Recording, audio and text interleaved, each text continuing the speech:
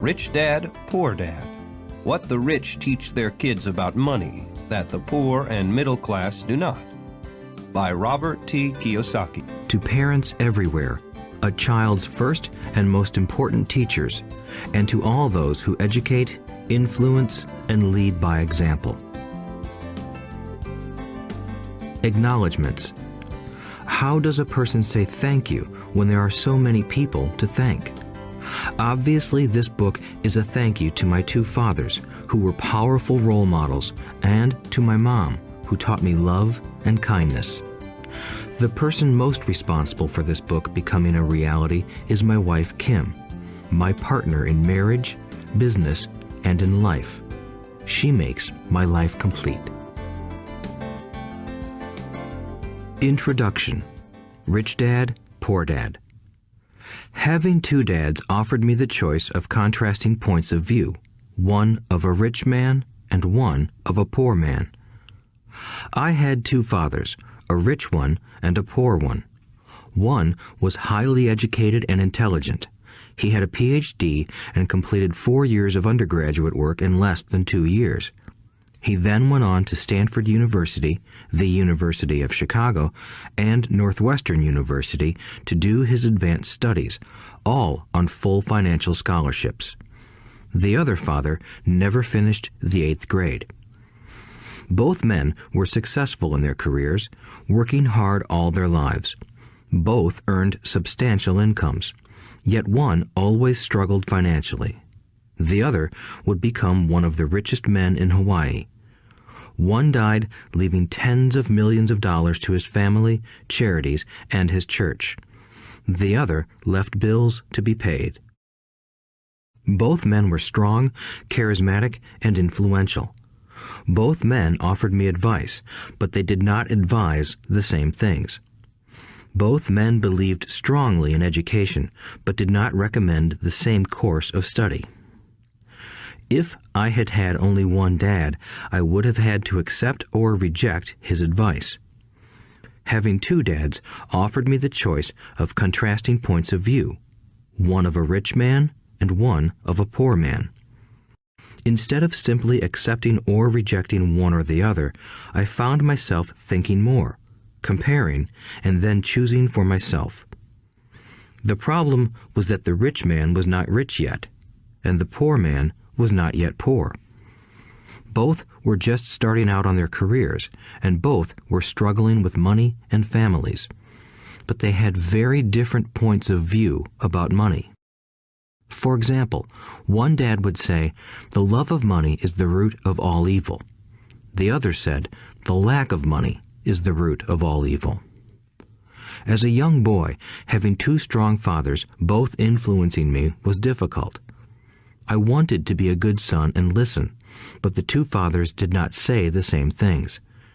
The contrast in their points of view, particularly about money, was so extreme that I grew curious and intrigued. I began to start thinking for long periods of time about what each was saying. Much of my private time was spent reflecting, asking myself questions such as, "Why does he say that?" and then asking the same question of the other dad's statement.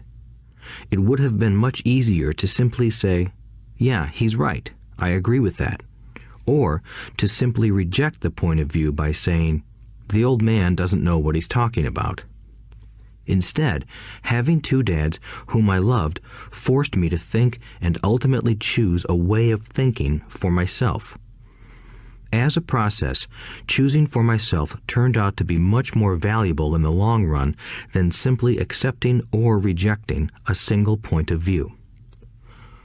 One of the reasons the rich get richer, the poor get poorer, and the middle class struggles in debt is that the subject of money is taught at home, not in school. Most of us learn about money from our parents, so what can poor parents tell their child about money? They simply say, "Stay in school and study hard." The child may graduate with excellent grades, but with a poor person's financial programming and mindset. Sadly, money is not taught in schools. Schools focus on scholastic and professional skills, but not on financial skills. This explains how smart bankers, doctors, and accountants who earned excellent grades may struggle financially all of their lives. Our staggering national debt is due in large part to highly educated politicians and government officials making financial decisions with little or no training in the subject of money. Today, I often wonder what will soon happen when we have millions of people who need financial and medical assistance.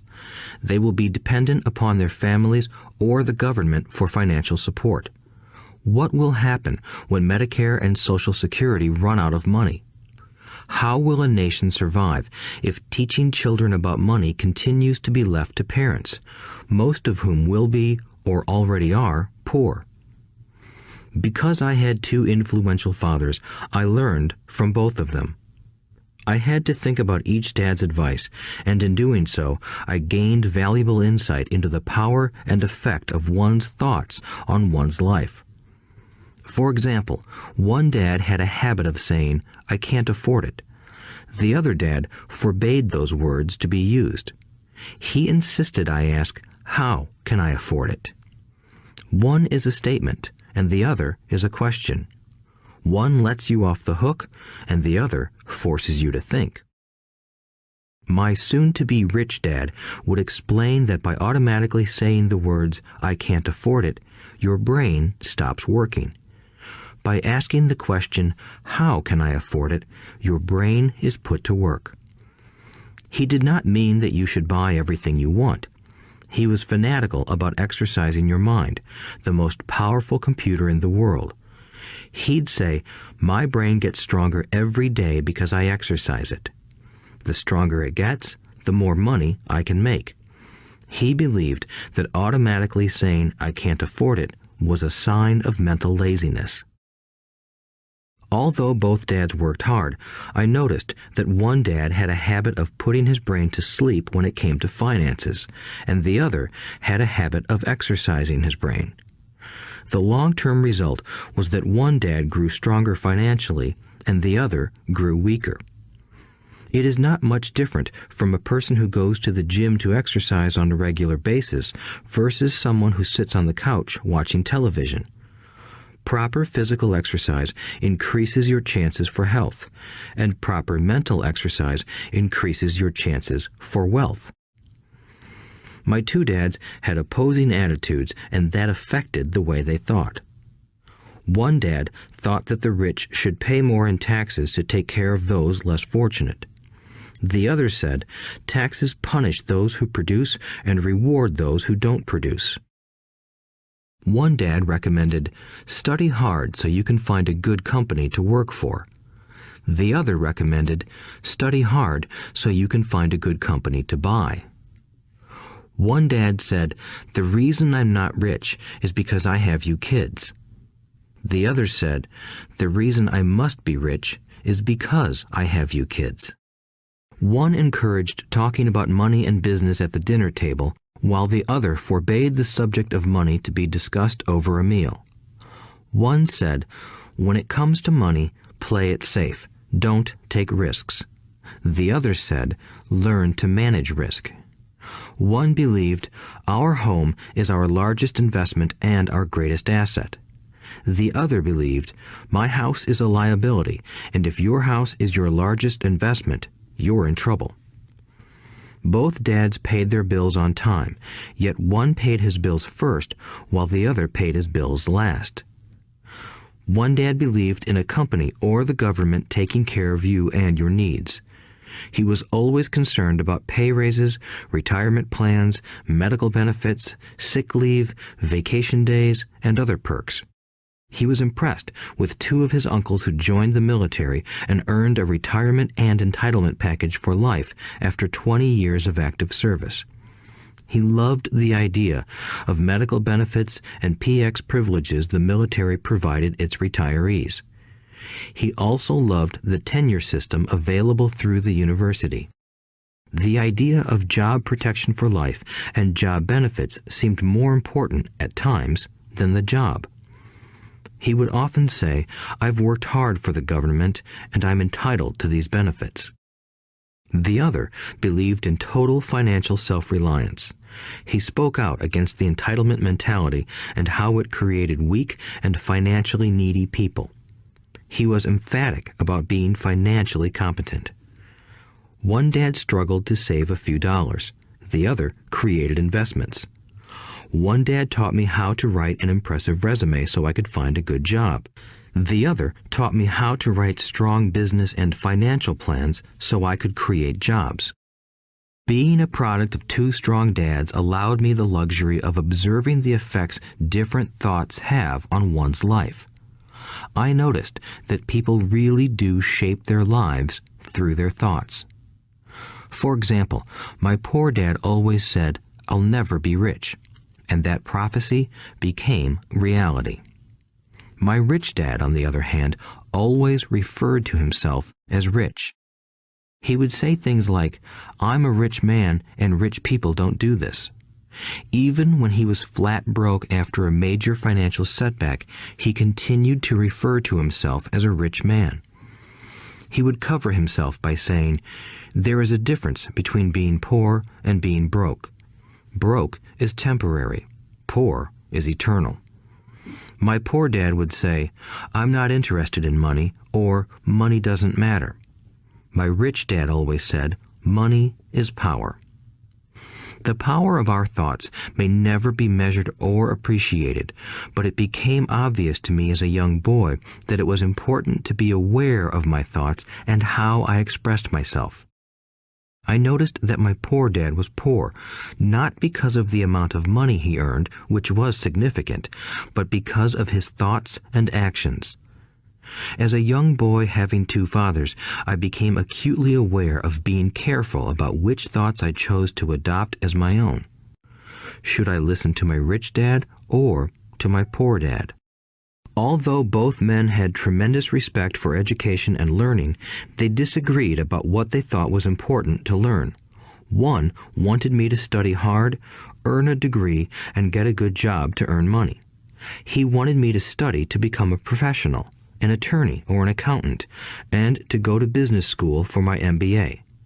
The other encouraged me to study to be rich, to understand how money works, and to learn how to have it work for me. "I don't work for money" were words he would repeat over and over. "Money works for me." At the age of 9, I decided to listen to and learn from my rich dad about money. In doing so, I chose not to listen to my poor dad, even though he was the one with all the college degrees.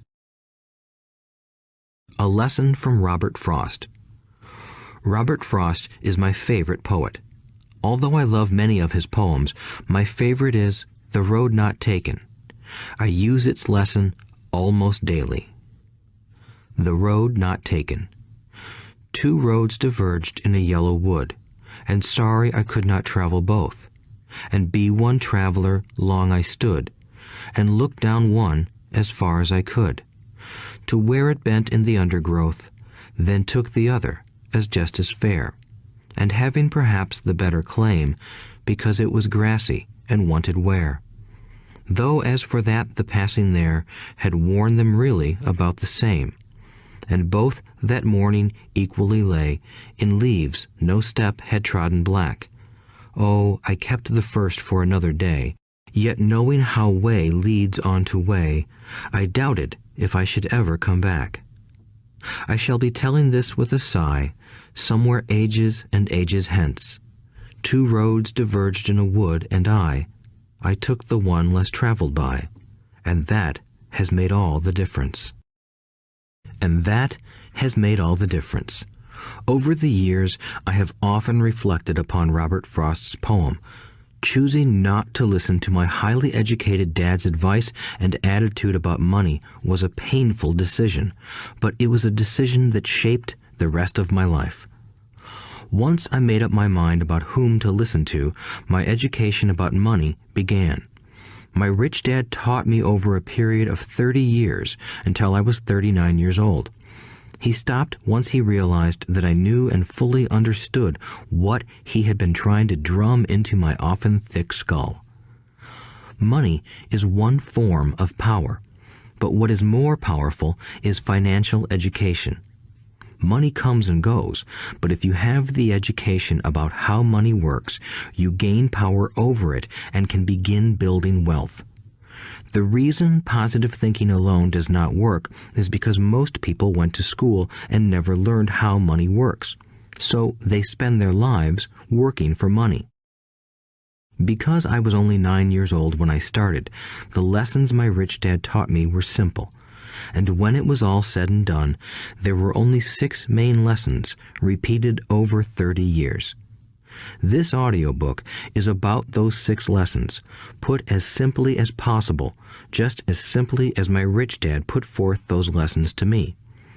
The lessons are meant not to be answers, but guideposts that will assist you and your children to grow wealthier no matter what happens in a world of increasing change and uncertainty. Chapter 1. Lesson 1. The rich don't work for money. The poor and the middle class work for money. The rich have money work for them. Dad, can you tell me how to get rich? My dad put down the evening paper. Why do you want to get rich, son? Because today Jimmy's mom drove up in their new Cadillac and they were going to their beach house for the weekend. He took 3 of his friends, but Mike and I weren't invited. They told us we weren't invited because we were poor kids. They did? My dad asked incredulously. Yeah, they did, I replied in a hurt tone. My dad silently shook his head, pushed his glasses up the bridge of his nose, and went back to reading the paper. I stood waiting for an answer. The year was 1956. I was 9 years old. By some twist of fate, I attended the same public school where the rich people sent their kids. We were primarily a sugar plantation town. The managers of the plantation and the other affluent people, such as doctors, business owners, and bankers, sent their children to this elementary school. After grade 6, their children were generally sent off to private schools. Because my family lived on one side of the street, I went to this school.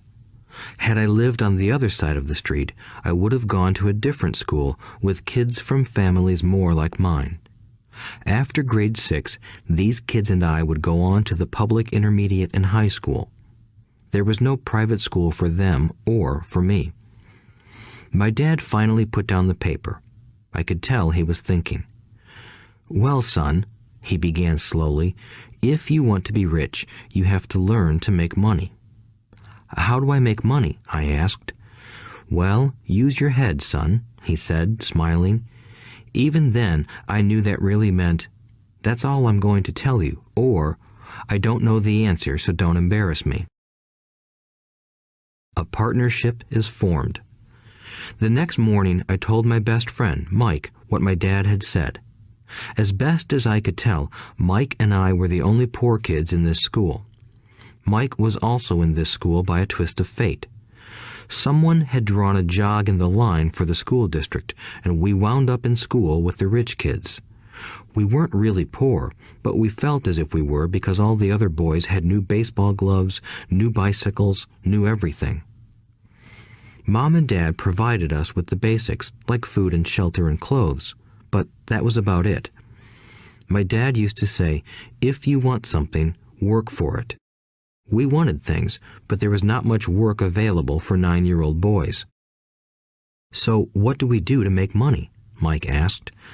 I don't know, I said, but do you want to be my partner? He agreed, and so on that Saturday morning, Mike became my first business partner. We spent all morning coming up with ideas on how to make money. Occasionally, we talked about all the cool guys at Jimmy's beach house having fun. It hurt a little, but that hurt was good, because it inspired us to keep thinking of a way to make money. Finally, that afternoon, a bolt of lightning struck. It was an idea Mike got from a science book he had read. Excitedly, we shook hands, and the partnership now had a business. For the next several weeks, Mike and I ran around our neighborhood, knocking on doors and asking our neighbors if they would save their toothpaste tubes for us. With puzzled looks, most adults consented with a smile. Some asked us what we were doing, to which we replied, "We can't tell you. It's a business secret." My mom grew distressed as the weeks wore on. We had selected a site next to her washing machine as the place we would stockpile our raw materials. In a brown cardboard box that at one time held ketchup bottles, our little pile of used toothpaste tubes began to grow. Finally, my mom put her foot down. The sight of her neighbor's messy, crumpled used toothpaste tubes had gotten to her. "What are you boys doing?" she asked, "and I don't want to hear again that it's a business secret. Do something with this mess or I'm going to throw it out." Mike and I pleaded and begged, explaining that we would soon have enough and then we would begin production. We informed her that we were waiting on a couple of neighbors to finish their toothpaste so we could have their tubes. Mom granted us a 1-week extension. The date to begin production was moved up, and the pressure was on. My first partnership was already being threatened with an eviction notice by my own mom. It became Mike's job to tell the neighbors to quickly use up their toothpaste, saying their dentist wanted them to brush more often anyway. I began to put together the production line. One day, my dad drove up with a friend to see 2 9-year-old boys in the driveway with a production line operating at full speed. There was fine white powder everywhere. On a long table were small milk cartons from school, and our family's hibachi grill was glowing with red-hot coals at maximum heat.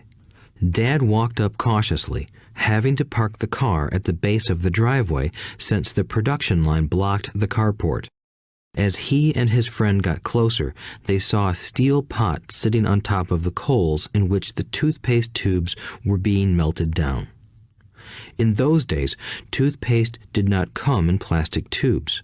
The tubes were made of lead, so once the paint was burned off, the tubes were dropped in the small steel pot.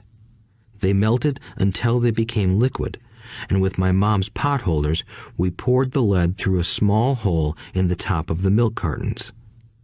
The milk cartons were filled with plaster of Paris. White powder was everywhere. In my haste, I had knocked the bag over, and the entire area looked like it had been hit by a snowstorm.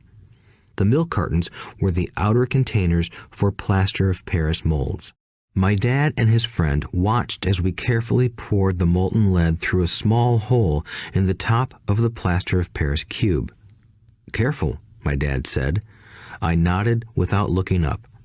Finally, once the pouring was through, I put the steel pot down and smiled at my dad. "What are you boys doing?" he asked with a cautious smile.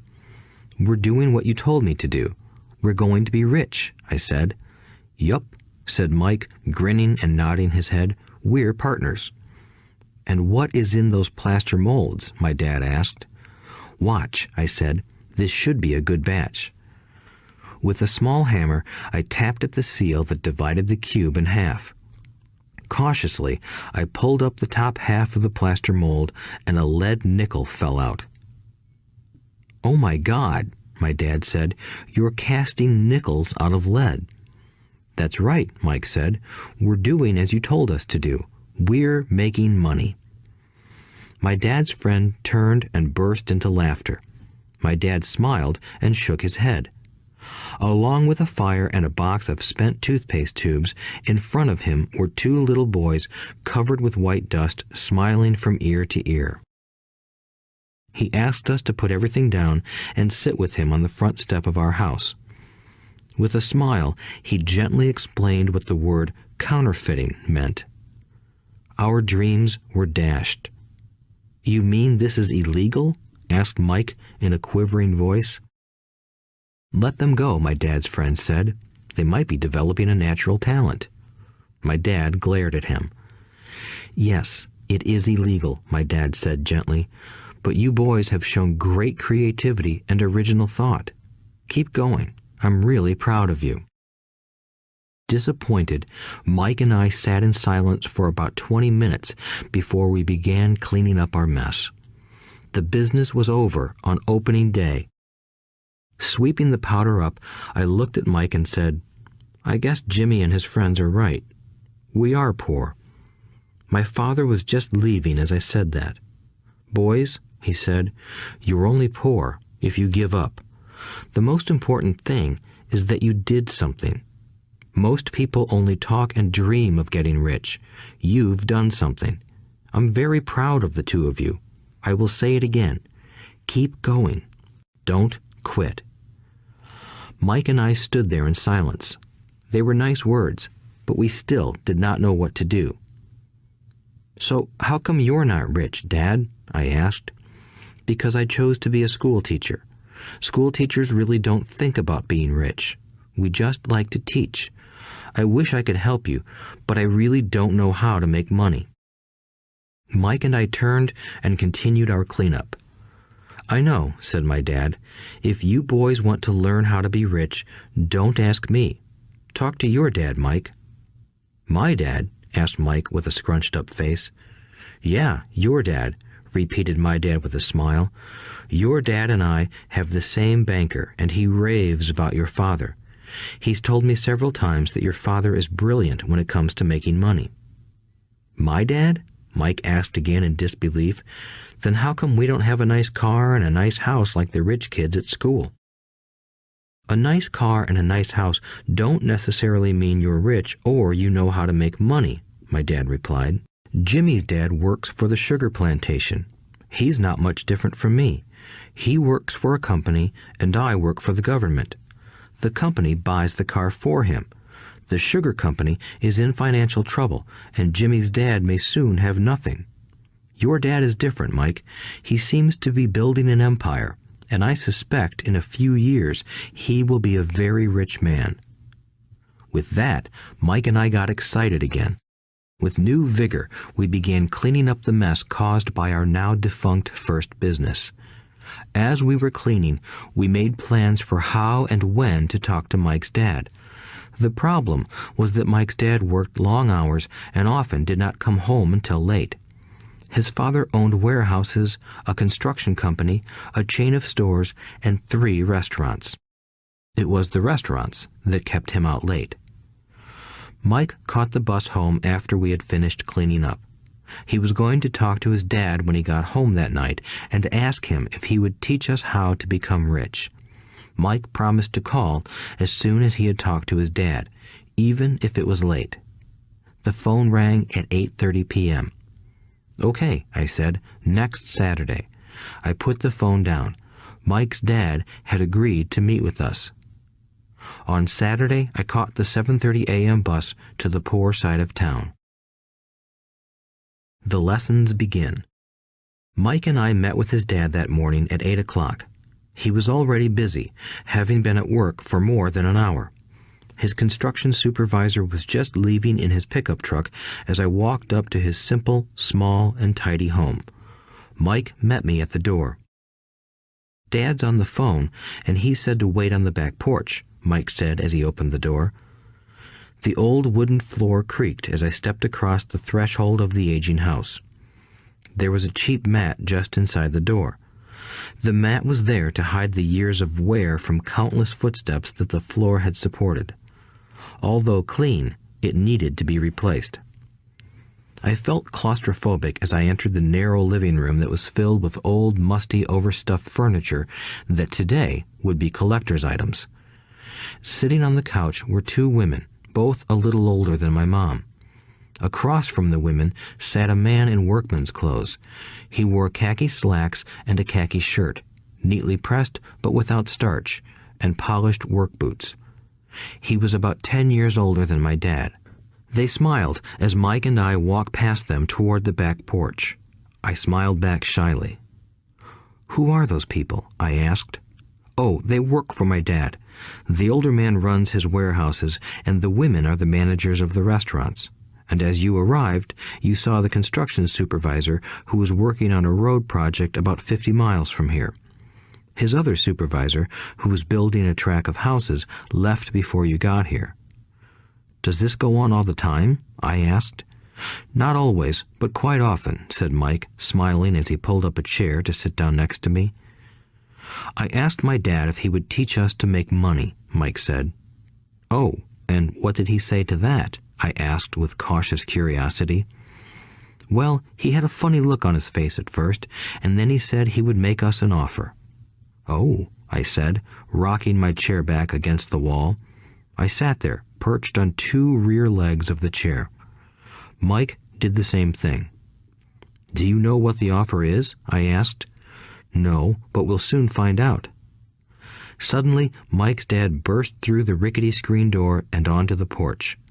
Mike and I jumped to our feet, not out of respect, but because we were startled. "Ready, boys?" he asked as he pulled up a chair to sit down with us. We nodded our heads as we pulled our chairs away from the wall to sit in front of him. He was a big man, about 6 feet tall and 200 pounds. My dad was taller, about the same weight, and 5 years older than Mike's dad. They sort of looked alike, though not of the same ethnic makeup. Maybe their energy was similar. "Mike says you want to learn to make money. Is that correct, Robert?" I nodded my head quickly, but with a little trepidation. He had a lot of power behind his words and smile. "Okay, here's my offer. I'll teach you, but I won't do it classroom style. You work for me, I'll teach you. You don't work for me, I won't teach you. I can teach you faster if you work, and I'm wasting my time if you just want to sit and listen like you do in school. That's my offer. Take it or leave it." May I ask a question first?" I asked. "No. Take it or leave it. I've got too much work to do to waste my time. If you can't make up your mind decisively, then you'll never learn to make money anyway. Opportunities come and go. Being able to know when to make quick decisions is an important skill. You have the opportunity that you asked for. School is beginning, or it's over in 10 seconds, Mike's dad said with a teasing smile. "Take it," I said. "Take it," said Mike. "Good," said Mike's dad. "Mrs. Martin will be by in 10 minutes. After I'm through with her, you'll ride with her to my superette and you can begin working. I'll pay you 10 cents an hour and you'll work 3 hours every Saturday." "But I have a softball game today," I said. Mike's dad lowered his voice to a stern tone. "Take it or leave it," he said. "I'll take it," I replied, choosing to work and learn instead of playing. 30 cents later. By 9 a.m. that day, Mike and I were working for Mrs. Martin. She was a kind and patient woman. She always said that Mike and I reminded her of her 2 grown sons. Although kind, she believed in hard work and kept us moving. We spent 3 hours taking canned goods off the shelves, brushing each can with a feather duster to get the dust off, and then restacking them neatly.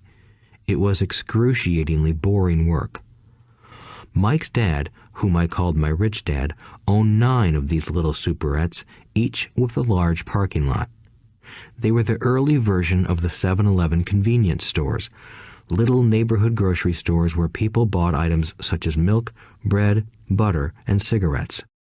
The problem was that this was Hawaii before air conditioning was widely used, and the stores could not close their doors because of the heat.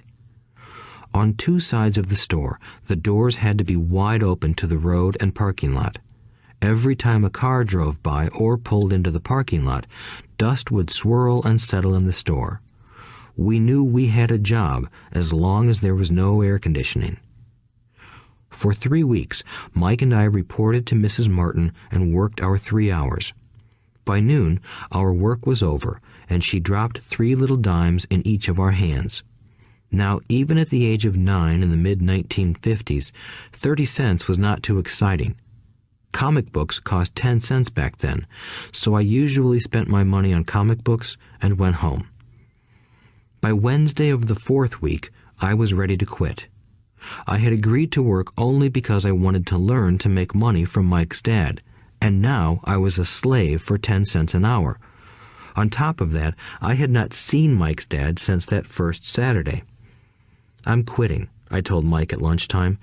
School was boring, and now I did not even have my Saturdays to look forward to. But it was the 30 cents that really got to me. This time, Mike smiled. "What are you laughing at?" I asked with anger and frustration. "Dad said this would happen. He said to meet with him when you were ready to quit." "What?" I said indignantly. "He's been waiting for me to get fed up?" Sort of, Mike said. Dad's kind of different. He doesn't teach like your dad. Your mom and dad lecture a lot. My dad is quiet and a man of few words. You just wait till this Saturday. I'll tell him you're ready. You mean I've been set up? No, not really. But maybe. Dad will explain on Saturday. Waiting in line on Saturday. I was ready to face Mike's dad. Even my real dad was angry with him.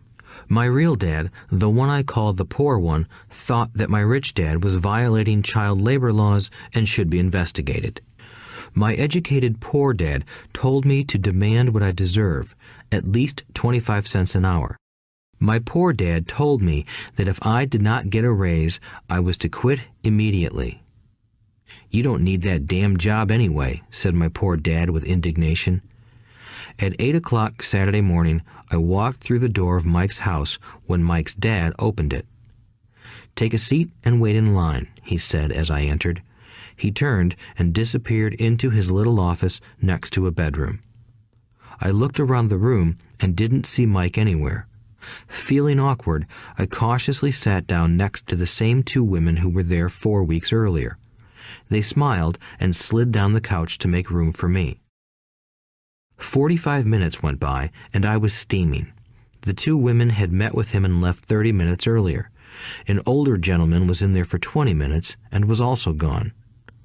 The house was empty, and here I sat in a musty, dark living room on a beautiful, sunny Hawaiian day, waiting to talk to a cheapskate who exploited children. I could hear him rustling around the office, talking on the phone, and ignoring me. I was ready to walk out, but for some reason I stayed. Finally, 15 minutes later, at exactly 9 o'clock, Rich Dad walked out of his office, said nothing, and signaled with his hand for me to enter. I understand you want a raise or you're going to quit, Rich Dad said as he swiveled in his office chair. Well, you're not keeping your end of the bargain, I blurted out, nearly in tears. It was really frightening for me to confront a grown-up. You said that you would teach me if I worked for you. Well, I've worked for you. I've worked hard. I've given up my baseball games to work for you, but you haven't kept your word, and you haven't taught me anything. You are a crook like everyone in town thinks you are. You're greedy. You want all the money and don't take care of your employees. You made me wait and don't show me any respect. I'm only a little boy, but I deserve to be treated better. Rich Dad rocked back in his swivel chair, hands up to his chin, and stared at me. Not bad, he said. In less than a month, you sound like most of my employees. What? I asked. Not understanding what he was saying, I continued with my grievance. I thought you were going to keep your end of the bargain and teach me. Instead, you want to torture me? That's cruel. That's really cruel. I am teaching you, Rich Dad said quietly. What have you taught me? Nothing, I said angrily. You haven't even talked to me once since I agreed to work for peanuts. 10 cents an hour. Ha! I should notify the government about you. We have child labor laws, you know. My dad works for the government, you know. Wow, said Rich Dad. Now you sound just like most of the people who used to work for me. People I've either fired or who have quit. So, what do you have to say? I demanded, feeling pretty brave for a little kid. You lied to me. I've worked for you, and you have not kept your word. You haven't taught me anything. How do you know that I've not taught you anything? Asked Rich Dad calmly. Well, you've never talked to me. I've worked for 3 weeks, and you have not taught me anything, I said with a pout. Does teaching mean talking or a lecture? Rich Dad asked. Well, yes, I replied. That's how they teach you in school, he said, smiling. But that is not how life teaches you, and I would say that life is the best teacher of all. Most of the time, life does not talk to you. It just sort of pushes you around. Each push is life saying, wake up, there's something I want you to learn. What is this man talking about? I asked myself silently. Life pushing me around was life talking to me? Now I knew I had to quit my job. I was talking to someone who needed to be locked up. If you learn life's lessons, you will do well. If not, life will just continue to push you around. People do two things. Some just let life push them around. Others get angry and push back. But they push back against their boss, or their job, or their husband or wife. They do not know it's life that's pushing. I had no idea what he was talking about. Life pushes all of us around. Some people give up and others fight. A few learn the lesson and move on. They welcome life pushing them around. To these few people, it means they need and want to learn something. They learn and move on. Most quit, and a few, like you, fight. Rich Dad stood and shut the creaky old wooden window that needed repair. If you learn this lesson, you will grow into a wise, wealthy, and happy young man. If you don't, you will spend your life blaming a job, low pay, or your boss for your problems. You'll live life always hoping for that big break that will solve all your money problems. Rich Dad looked over at me to see if I was still listening. His eyes met mine. We stared at each other, communicating through our eyes. Finally, I looked away once I had absorbed his message. I knew he was right. I was blaming him, and I did ask to learn. I was fighting. Rich Dad continued, "Or, if you are the kind of person who has no guts, you just give up every time life pushes you. If you are that kind of person, you'll live all your life playing it safe, doing the right things, saving yourself for some event that never happens. Then you die a boring old man. You'll have lots of friends who really like you because you were such a nice, hard-working guy. But the truth is that you let life push you into submission. Deep down, you were terrified of taking risks. You really wanted to win, but the fear of losing was greater than the excitement of winning. Deep inside, you and only you will know you didn't go for it. You chose to play it safe." Our eyes met again. "You've been pushing me around?" I asked. "Some people might say that," smiled Rich Dad. "I would say that I just gave you a taste of life." "What taste of life?" I asked, still angry, but now curious and ready to learn. "You boys are the first people that have ever asked me to teach them how to make money. I have more than 150 employees, and not one of them has asked me what I know about money. They ask me for a job and a paycheck, but never to teach them about money. So most will spend the best years of their lives working for money, not really understanding what it is they are working for." I sat there listening intently. "So when Mike told me you wanted to learn how to make money, I decided to design a course that mirrored real life. I could talk until I was blue in the face, but you wouldn't hear a thing. So I decided to let life push you around a bit so you could hear me. That's why I only paid you 10 cents. "So what is the lesson I learned from working for only 10 cents an hour?" I asked. "That you're cheap and exploit your workers?" Rich Dad rocked back and laughed heartily. Finally, he said, "You'd best change your point of view. Stop blaming me and thinking I'm the problem. If you think I'm the problem, then you have to change me. If you realize that you're the problem, then you can change yourself, learn something, and grow wiser. Most people want everyone else in the world to change but themselves. Let me tell you, it's easier to change yourself than everyone else." "I don't understand," I said. "Don't blame me for your problems," Rich Dad said, growing impatient. "But you only pay me 10 cents. "So what are you learning?" Rich Dad asked, smiling. "That you're cheap," I said with a sly grin. "See, you think I'm the problem," said Rich Dad. "But you are. Well, keep that attitude and you'll learn nothing. Keep the attitude that I'm the problem, and what choices do you have?" "Well, if you don't pay me more or show me more respect and teach me, I'll quit." "Well put," Rich Dad said, "and that's exactly what most people do.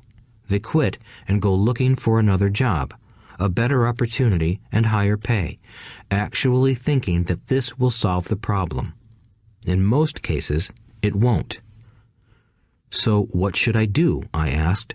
Just take this measly 10 cents an hour and smile? Rich Dad smiled. That's what the other people do. But that's all they do, waiting for a raise, thinking that more money will solve their problems.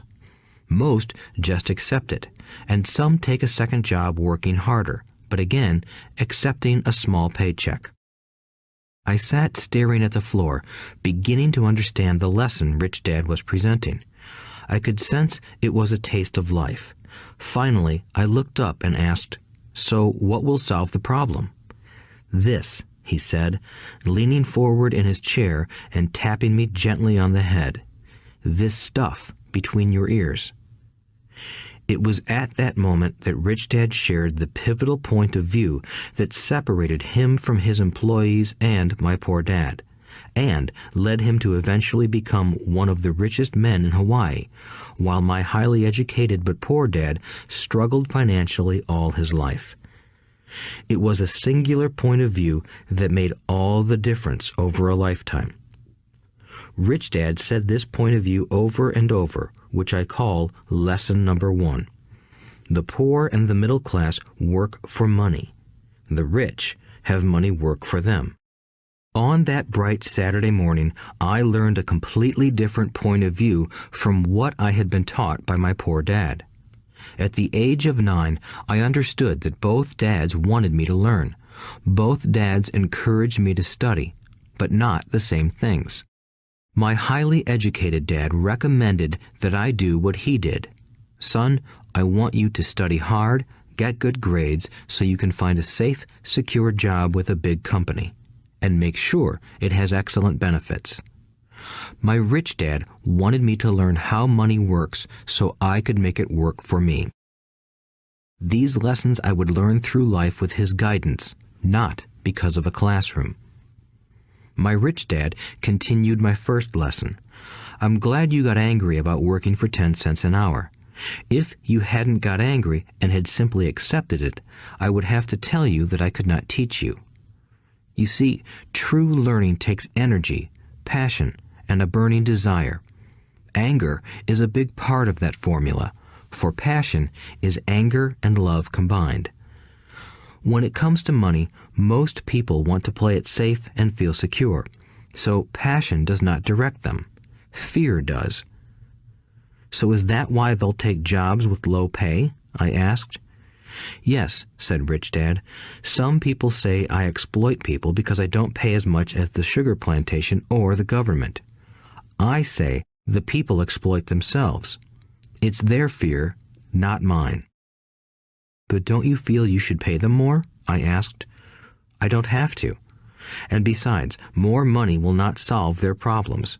Just look at your dad. He makes a lot of money, and he still can't pay his bills.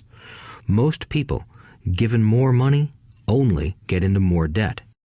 "So that's why the 10 cents an hour," I said, smiling. "It's part of the lesson." "That's right," smiled Rich Dad. "You see, your dad went to school and got an excellent education so he could get a high-paying job. But he still has money problems because he never learned anything about money in school. On top of that, he believes in working for money." "And you don't?" I asked. "No, not really," said Rich Dad. "If you want to learn to work for money, then stay in school. That is a great place to learn to do that. But if you want to learn how to have money work for you, then I will teach you that. But only if you want to learn." "Wouldn't everyone want to learn that?" I asked. "No," said Rich Dad, "simply because it's easier to learn to work for money, especially if fear is your primary emotion when the subject of money is discussed." "I don't understand," I said with a frown. "Don't worry about that for now. Just know that it's fear that keeps most people working at a job. The fear of not paying their bills, the fear of being fired, the fear of not having enough money, and the fear of starting over. That's the price of studying to learn a profession or trade and then working for money. Most people become a slave to money and then get angry at their boss. Learning to have money work for you is a completely different course of study? I asked. Absolutely, Rich Dad answered. Absolutely. We sat in the silence on that beautiful Hawaiian Saturday morning. My friends had just started their Little League baseball game, but for some reason I was now thankful I had decided to work for 10 cents an hour. I sensed that I was about to learn something my friends wouldn't learn in school. Ready to learn? Asked Rich Dad. Absolutely, I said with a grin. I have kept my promise. I've been teaching you from afar, my Rich Dad said. At 9 years old, you've gotten a taste of what it feels like to work for money. Just multiply your last month by 50 years, and you will have an idea of what most people spend their life doing. I don't understand, I said. How did you feel waiting in line to see me, once to get hired and once to ask for more money? Terrible, I said. If you choose to work for money, that is what life will be like, said Rich Dad. And how did you feel when Mrs. Martin dropped 3 dimes in your hand for 3 hours of work? I felt like it wasn't enough. It seemed like nothing. I was disappointed, I said. And that is how most employees feel when they look at their paychecks, especially after all the tax and other deductions are taken out. At least you got 100%. You mean most workers don't get paid everything? I asked with amazement. Heavens no, said Rich Dad. The government always takes its share first. How do they do that? I asked. Taxes, said Rich Dad. You're taxed when you earn. You're taxed when you spend. You're taxed when you save. You're taxed when you die. Why do people let the government do that to them? The rich don't, said Rich Dad with a smile. The poor and the middle class do. I'll bet you that I earn more than your dad, yet he pays more in taxes. How can that be? I asked. At my age, that made no sense to me. Why would someone let the government do that to them? Rich Dad rocked slowly and silently in his chair, just looking at me. Ready to learn? He asked. I nodded my head slowly. As I said, there is a lot to learn. Learning how to have money work for you is a lifetime study. Most people go to college for 4 years and their education ends. I already know that my study of money will continue over my lifetime, simply because the more I find out I need to know. Most people never study the subject. They go to work, get their paycheck, balance their checkbooks, and that's it. Then they wonder why they have money problems. They think that more money will solve the problem, and don't realize that it's their lack of financial education that is the problem. So my dad has tax problems because he doesn't understand money? I asked, confused. Look, said Rich Dad, taxes are just one small section on learning how to have money work for you. Today, I just wanted to find out if you still have the passion to learn about money. Most people don't. They want to go to school, learn a profession, have fun at their work, and earn lots of money. One day they wake up with big money problems, and then they can't stop working. That's the price of only knowing how to work for money instead of studying how to have money work for you. So, do you still have the passion to learn? Asked Rich Dad. I nodded my head. Good, said Rich Dad. Now get back to work. This time, I will pay you nothing. What? I asked in amazement. You heard me. Nothing. You will work the same 3 hours every Saturday, but this time you will not be paid 10 cents per hour. You said you wanted to learn to not work for money, so I'm not going to pay you anything. I couldn't believe what I was hearing. I've already had this conversation with Mike, and he's already working, dusting and stacking canned goods for free. You better hurry and get back there. That's not fair, I shouted. You've got to pay something. You said you wanted to learn. If you don't learn this now, you'll grow up to be like the two women and the older man sitting in my living room, working for money and hoping I don't fire them. Or, like your dad, earning lots of money only to be in debt up to his eyeballs, hoping more money will solve the problem. If that's what you want, I'll go back to our original deal of 10 cents an hour. Or you can do what most adults do. Complain that there is not enough pay, quit, and go looking for another job. But what do I do? I asked. Rich Dad tapped me on the head. Use this, he said. If you use it well, you will soon thank me for giving you an opportunity, and you will grow into a rich man. I stood there, still not believing what a raw deal I was handed. I came to ask for a raise, and somehow I was instead working for nothing. Rich Dad tapped me on the head again and said, "Use this. Now, get out of here and get back to work." Lesson number 1. The rich don't work for money. I didn't tell my poor dad I wasn't being paid. He wouldn't have understood, and I didn't want to try to explain something I didn't understand myself.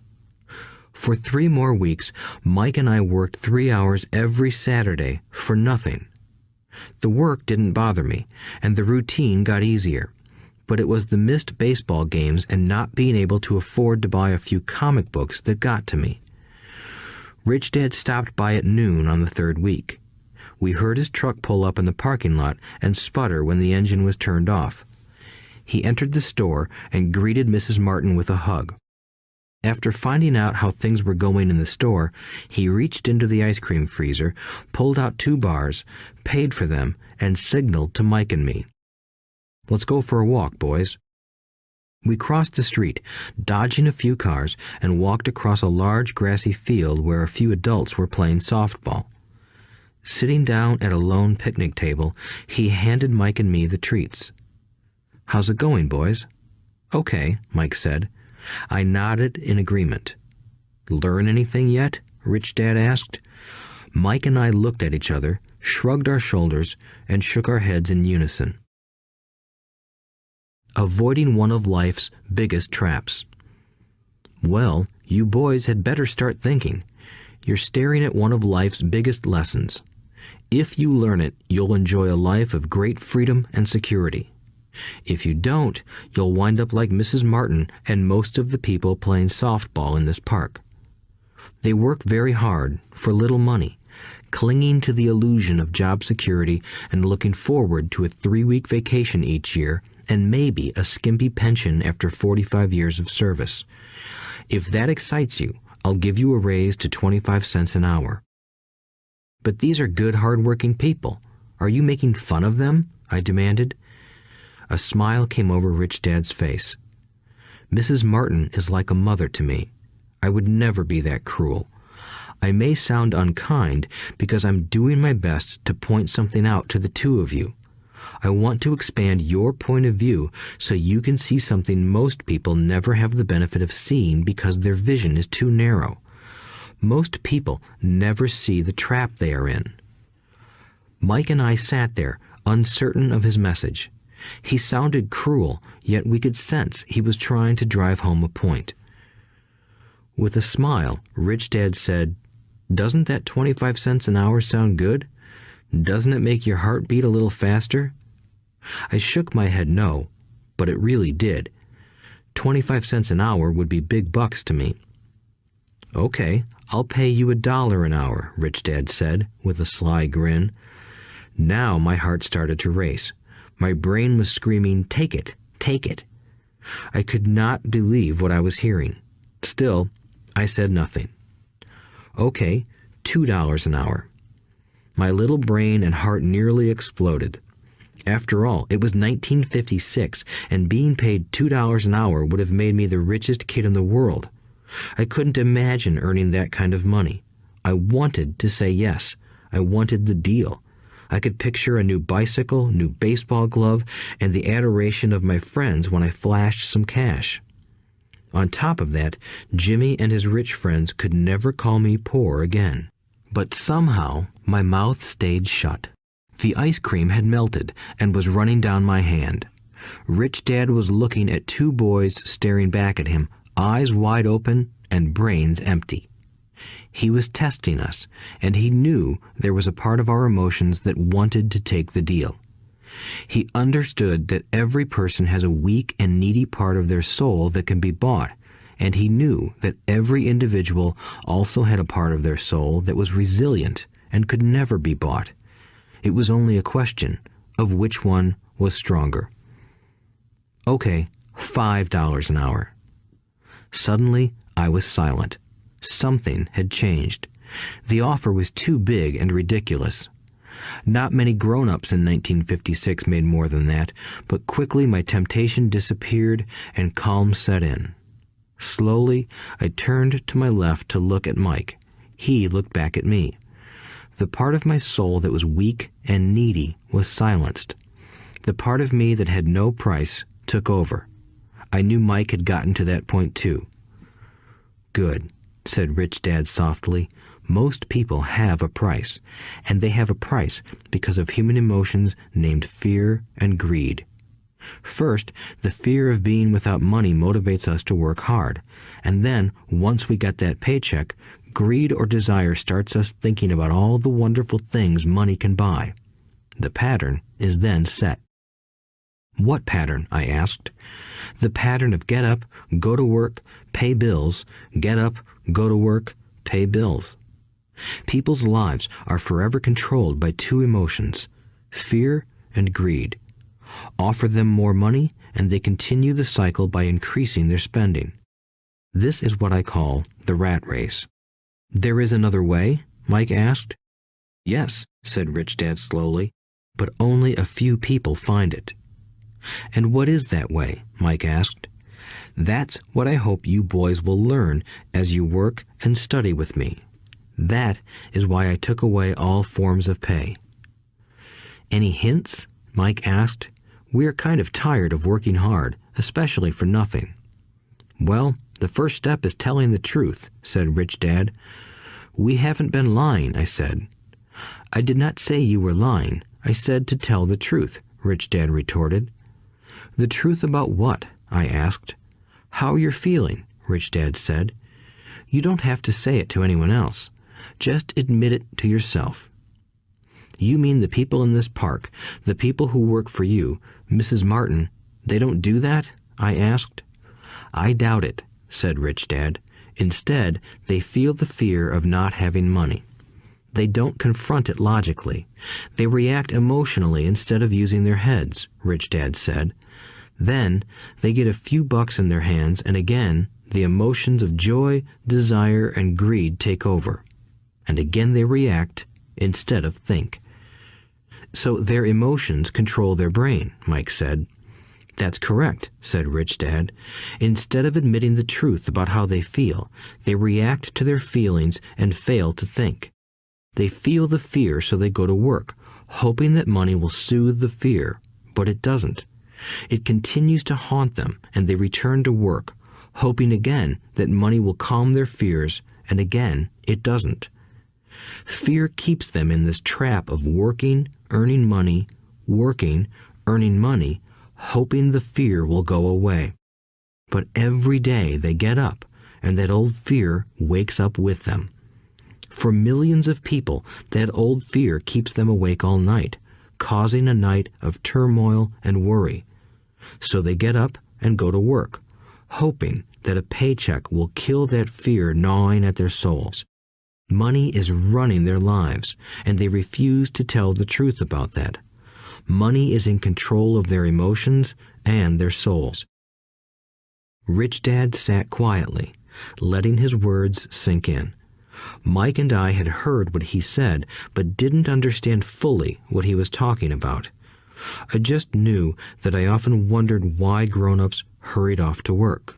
It did not seem like much fun, and they never looked that happy, but something kept them going. Realizing we had absorbed as much as possible of what he was talking about, Rich Dad said, "I want you boys to avoid that trap. That is really what I want to teach you. Not just to be rich, because being rich does not solve the problem." "It doesn't?" I asked, surprised. No, it doesn't. Let me explain the other emotion, desire. Some call it greed, but I prefer desire. It's perfectly normal to desire something better, prettier, more fun, or exciting. So people also work for money because of desire. They desire money for the joy they think it can buy. But the joy that money brings is often short-lived, and they soon need more money for more joy, more pleasure, more comfort, and more security. So they keep working, thinking money will soothe their souls that are troubled by fear and desire. But money can't do that. Even rich people do this? Mike asked. Rich people included, said Rich Dad. In fact, the reason many rich people are rich isn't because of desire, but because of fear. They believe that money can eliminate the fear of being poor, so they amass tons of it, only to find the fear gets worse. Now they fear losing the money. I have friends who keep working even though they have plenty. I know people who have millions who are more afraid now than when they were poor. They're terrified of losing it all. The fears that drove them to get rich got worse. That weak and needy part of their soul is actually screaming louder. They don't want to lose the big houses, the cars, and the high life money has bought them. They worry about what their friends would say if they lost all their money. Many are emotionally desperate and neurotic, although they look rich and have more money. So, is a poor man happier? I asked. No, I don't think so, replied Rich Dad. The avoidance of money is just as psychotic as being attached to money. As if on cue, the town derelict went past our table, stopping by the large rubbish can and rummaging around in it. The three of us watched him with great interest, when before we probably would have just ignored him. Rich Dad pulled $1 out of his wallet and gestured to the older man. Seeing the money, the derelict came over immediately, took the bill, thanked Rich Dad profusely, and hurried off, ecstatic with his good fortune. He's not much different from most of my employees, said Rich Dad. I've met so many people who say, "Oh, I'm not interested in money," yet they'll work at a job for 8 hours a day. That's a denial of truth. If they weren't interested in money, then why are they working? That kind of thinking is probably more psychotic than a person who hoards money. As I sat there listening to my Rich Dad, my mind flashed back to the countless times my own dad said, "I'm not interested in money." He said those words often. He also covered himself by always saying, "I work because I love my job." So, what do we do? I asked. Not work for money until all traces of fear and greed are gone?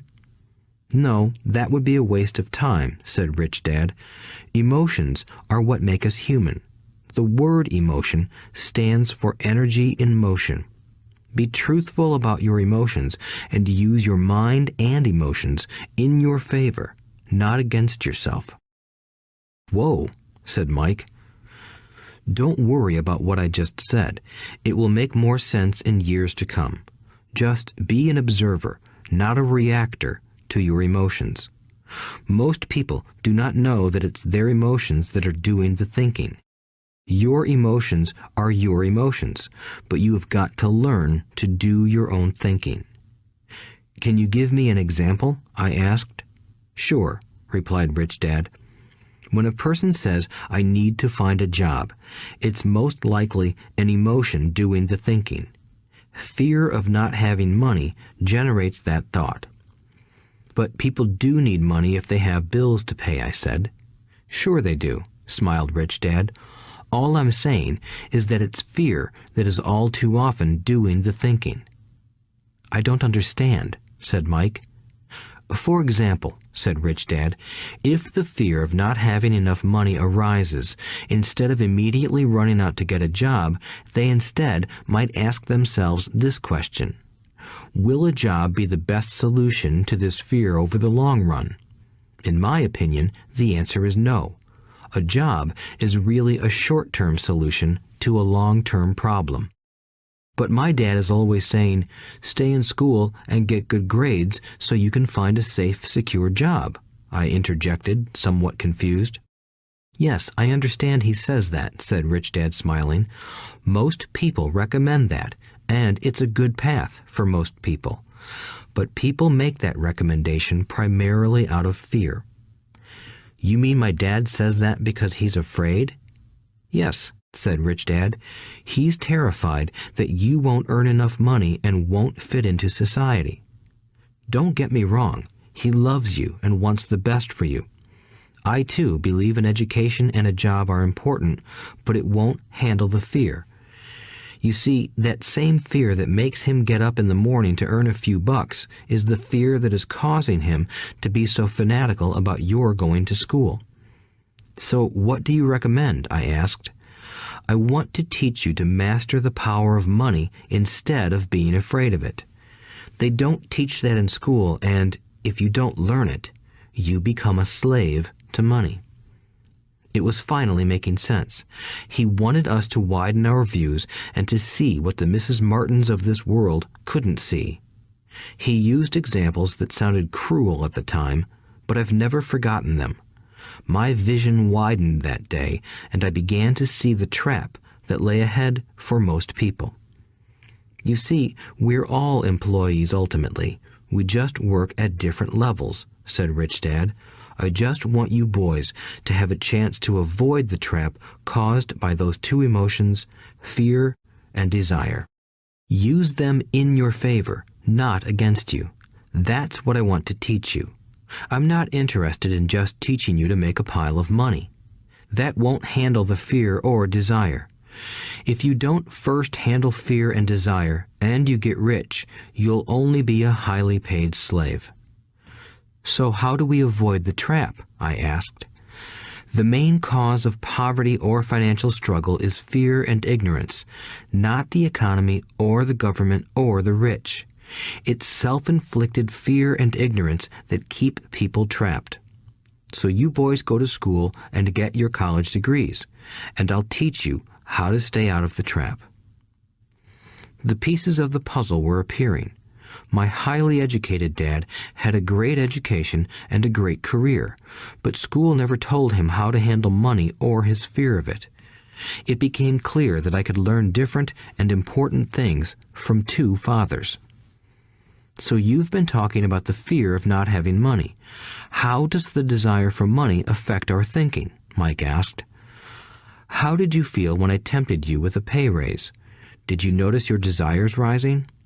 We nodded our heads. By not giving in to your emotions, you were able to delay your reactions and think. That is important. We will always have emotions of fear and greed. From here on in, it's imperative for you to use those emotions to your advantage, and for the long term to not let your emotions control your thinking. Most people use fear and greed against themselves. That's the start of ignorance. Most people live their lives chasing paychecks, pay raises, and job security because of the emotions of desire and fear, not really questioning where those emotion-driven thoughts are leading them.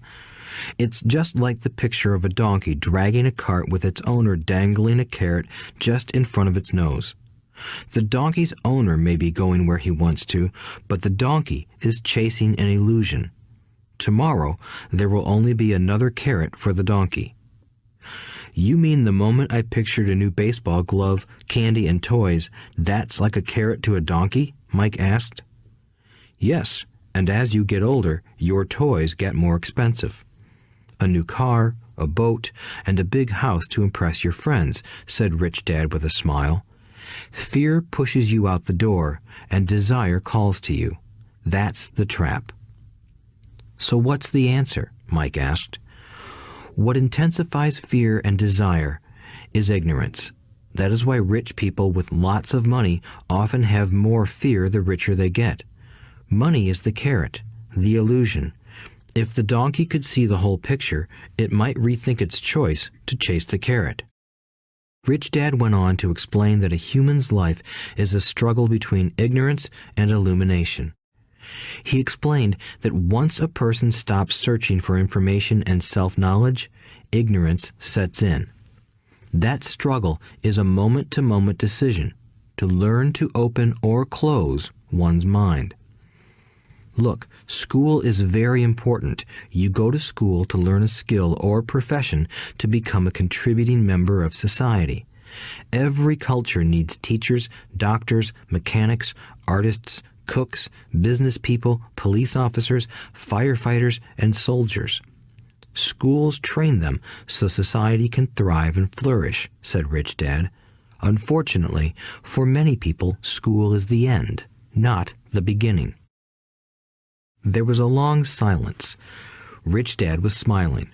I didn't comprehend everything he said that day, but as with most great teachers, his words continued to teach for years.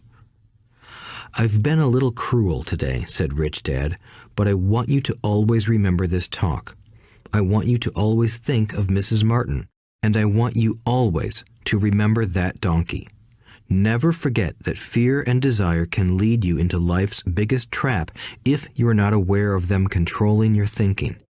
To spend your life living in fear, never exploring your dreams, is cruel. To work hard for money, thinking that it will buy you things that will make you happy, is also cruel.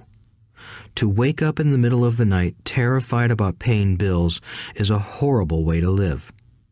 To live a life dictated by the size of a paycheck is not really living a life. Thinking that a job makes you secure is lying to yourself. That's cruel, and that's the trap I want you to avoid. I've seen how money runs people's lives. Don't let that happen to you. Please, don't let money run your life. A softball rolled under our table. Rich Dad picked it up and threw it back. So what does ignorance have to do with greed and fear? I asked. Because it is ignorance about money that causes so much greed and fear, said Rich Dad. Let me give you some examples. A doctor, wanting more money to better provide for his family, raises his fees. By raising his fees, it makes healthcare more expensive for everyone. It hurts the poor people the most, so they have worse health than those with money. Because the doctors raise their fees, the attorneys raise their fees. Because the attorneys' fees have gone up, school teachers want a raise, which raises our taxes, and on and on and on. Soon, there will be such a horrifying gap between the rich and the poor that chaos will break out and another great civilization will collapse. History proves that great civilizations collapse when the gap between the haves and have-nots is too great. Sadly, America is on that same course because we haven't learned from history. We only memorize historical dates and names, not the lesson. Aren't prices supposed to go up? I asked. In an educated society with a well-run government, prices should actually come down. Of course, that is often only true in theory. Prices go up because of greed and fear caused by ignorance. If schools taught people about money, there would be more money and lower prices. But schools focus only on teaching people to work for money, not how to harness money's power. But don't we have business schools? Mike asked. And haven't you encouraged me to go for my MBA? Yes, said Rich Dad, but all too often business schools train employees to become sophisticated bean counters. Heaven forbid a bean counter takes over a business. All they do is look at the numbers, fire people, and kill the business. I know this because I hire bean counters. All they think about is cutting costs and raising prices, which cause more problems. Bean counting is important. I wish more people knew it, but it, too, is not the whole picture, added Rich Dad angrily. So, is there an answer? Asked Mike. Yes, said Rich Dad. Learn to use your emotions to think, not think with your emotions. When you boys mastered your emotions by agreeing to work for free, I knew there was hope. When you again resisted your emotions when I tempted you with more money, you were again learning to think in spite of being emotionally charged. That's the first step. Why is that step so important? I asked. Well, that's up to you to find out. If you want to learn, I'll take you boys into the briar patch, a place almost everyone else avoids. If you go with me, you'll let go of the idea of working for money and instead learn to have money work for you. And what will we get if we go with you? What if we agree to learn from you? What will we get? I asked. The same thing Brer Rabbit got, said Rich Dad, referring to the classic children's story. Is there a briar patch? I asked. Yes, said Rich Dad. The briar patch is our fear and greed. Confronting fear, weaknesses, and neediness by choosing our own thoughts is the way out. Choosing our thoughts? Mike asked, puzzled. Yes, choosing what we think rather than reacting to our emotions. Instead of just getting up and going to work because not having the money to pay your bills is scaring you, ask yourself, is working harder at this the best solution to this problem? Most people are too afraid to rationally think things through and instead run out the door to a job they hate. The tar baby is in control. That's what I mean by choosing your thoughts. And how do we do that? Mike asked. That's what I will teach you. I'll teach you to have a choice of thoughts rather than a knee-jerk reaction, like gulping down your morning coffee and running out the door. Remember what I said before. A job is only a short-term solution to a long-term problem. Most people have only one problem in mind, and it's short-term. It's the bills at the end of the month, the tar baby. Money controls their lives, or should I say the fear and ignorance about money controls it. So they do as their parents did. They get up every day and go work for money, not taking the time to ask the question, is there another way? Their emotions now control their thinking, not their heads. Can you tell the difference between emotions thinking and the head thinking? Mike asked. Oh yes, I hear it all the time, said Rich Dad. I hear things like, well, everyone has to work, or the rich are crooks, or I'll get another job, I deserve this raise, you can't push me around, or I like this job because it's secure. No one asks, is there something I'm missing here? Which would break through the emotional thought and give you time to think clearly. As we headed back to the store, Rich Dad explained that the rich really did make money. They did not work for it. He went on to explain that when Mike and I were casting 5-cent pieces out of lead, thinking we were making money, we were very close to thinking the way the rich think. The problem was that creating money is legal for the government and banks to do, but illegal for us to do. There are legal ways to create money from nothing, he told us. Rich Dad went on to explain that the rich know that money is an illusion, truly like the carrot for the donkey. It's only out of fear and greed that the illusion of money is held together by billions of people who believe that money is real. It's not. Money is really made up. It is only because of the illusion of confidence and the ignorance of the masses that this house of cards stands. He talked about the gold standard that America was on, and that each dollar bill was actually a silver certificate. What concerned him was the rumor that we would someday go off the gold standard and our dollars would no longer be backed by something tangible. If that happens, boys, all hell will break loose. The poor, the middle class, and the ignorant will have their lives ruined simply because they will continue to believe that money is real and that the company they work for, or the government, will look after them. We really did not understand what he was saying that day, but over the years, it made more and more sense. Seeing what others miss. As he climbed into his pickup truck outside his convenience store, Rich Dad said, "Keep working, boys, but the sooner you forget about needing a paycheck, the easier your adult life will be. Keep using your brain, work for free, and soon your mind will show you ways of making money far beyond what I could ever pay you. You will see things that other people never see. Most people never see these opportunities because they're looking for money and security, so that's all they get. The moment you see one opportunity, you'll see them for the rest of your life. The moment you do that, I'll teach you something else. Learn this, and you'll avoid one of life's biggest traps. Mike and I picked up our things from the store and waved goodbye to Mrs. Martin. We went back to the park, to the same picnic bench, and spent several more hours thinking and talking. We spent the next week at school thinking and talking too. For 2 more weeks, we kept thinking, talking, and working for free. At the end of the second Saturday, I was again saying goodbye to Mrs. Martin and looking at the comic book stand with a longing gaze. The hard thing about not even getting 30 cents every Saturday was that I didn't have any money to buy comic books. Suddenly, as Mrs. Martin said goodbye to Mike and me, I saw her do something I'd never seen her do before.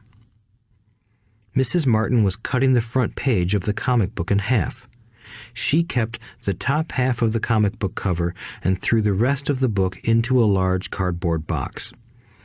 When I asked her what she did with the comic books, she said, "I throw them away. I give the top half of the cover back to the comic book distributor for credit when he brings in the new comics. He's coming in an hour." Mike and I waited for an hour. Soon the distributor arrived, and I asked him if we could have the comic books. To my delight, he said, "You can have them if you work for this store and do not resell them." Remember our old business partnership? Well, Mike and I revived it. Using a spare room in Mike's basement, we began piling hundreds of comic books in that room. Soon, our comic book library was open to the public. We hired Mike's younger sister, who loved to study, to be head librarian. She charged each child 10 cents admission to the library, which was open from 2:30 p.m. to 4:30 p.m. every day after school. The customers, the children of the neighborhood, could read as many comics as they wanted in 2 hours. It was a bargain for them since a comic cost 10 cents each, and they could read 5 or 6 in 2 hours. Mike's sister would check the kids as they left to make sure they weren't borrowing any comic books. She also kept the books, logging in how many kids showed up each day, who they were, and any comments they might have. Mike and I averaged $9.50 per week over a 3-month period. We paid his sister $1 a week and allowed her to read the comics for free, which she rarely did since she was always studying. Mike and I kept our agreement by working in the store every Saturday and collecting all the comic books from the different stores. We kept our agreement to the distributor by not selling any comic books. We burned them once they got too tattered. We tried opening a branch office, but we could never quite find someone as trustworthy and dedicated as Mike's sister. At an early age, we found out how hard it was to find good staff. 3 months after the library first opened, a fight broke out in the room. Some bullies from another neighborhood pushed their way in, and Mike's dad suggested we shut down the business. So our comic book business shut down, and we stopped working on Saturdays at the convenience store. But Rich Dad was excited because he had new things he wanted to teach us. He was happy because we had learned our first lessons so well. We learned to make money work for us. By not getting paid for our work at the store, we were forced to use our imaginations to identify an opportunity to make money. By starting our own business, the comic book library, we were in control of our own finances, not dependent on an employer. The best part was that our business generated money for us even when we weren't physically there. Our money worked for us. Instead of paying us money, Rich Dad had given us so much more.